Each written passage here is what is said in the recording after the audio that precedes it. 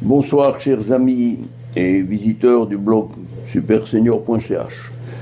Je vous propose ici la retranscription d'un article de l'abbé Guy Pagès à propos de l'amitié du pape François et de l'imam Al-Tayeb, ou l'espérance en un avenir lumineux pour tous les êtres chrétiens, tous les êtres humains, pardon. Mon Dieu, en lisant ce texte, de nombreuses questions viennent à l'esprit de ceux qui fouillent un peu plus dans les informations afin de savoir où le diable se cache-t-il. Il se cache dans les détails.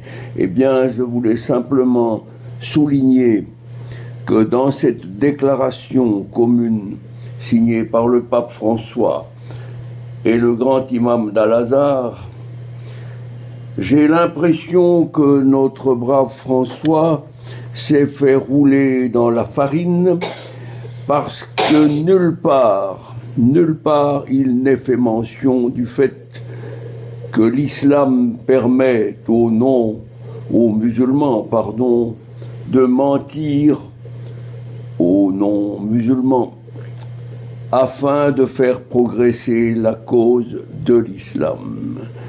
Eh bien, c'est probablement ce qui va se passer ici, parce que sous des abords pacifiques, l'islam continue son travail de sape, l'islam continue, même depuis cette signature, à tuer chaque jour des chrétiens ou des non-musulmans au nom d'Allah, afin qu'il n'y ait plus sur terre qu'un seul maître, Allah, maître du Dar al-Islam, qui aura évincé toutes les autres croyances ou doctrines, la nôtre comprise.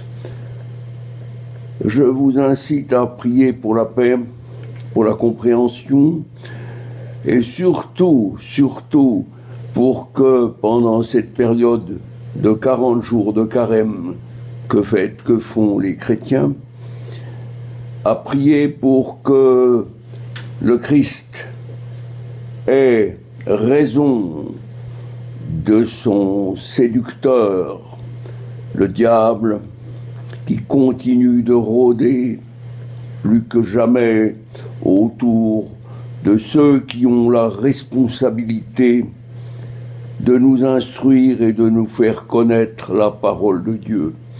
Merci à l'abbé Guy Pagès pour son courage, et je rappelle en passant que l'abbé Pagès avait écrit par 3 fois au pape François une supplique lui demandant des précisions, et je crois savoir que l'abbé Pagès n'a jamais reçu l'ombre d'une moindre réponse, ni d'un accusé de réception de la part de celui qui occupe actuellement le siège de Saint-Pierre, et envers lequel, permettez-moi de vous le dire franchement, j'éprouve les plus grandes réticences.